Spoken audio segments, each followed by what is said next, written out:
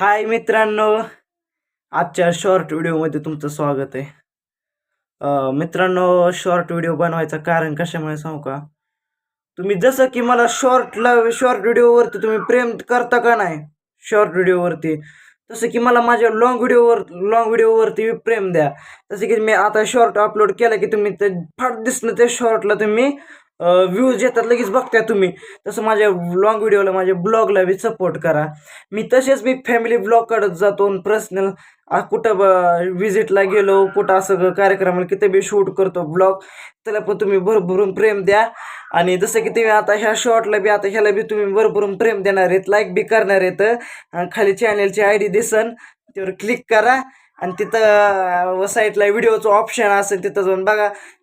वर अख्खी माझं लॉंग व्हिडिओ असं दिसते तिथं तुम्ही तिथं.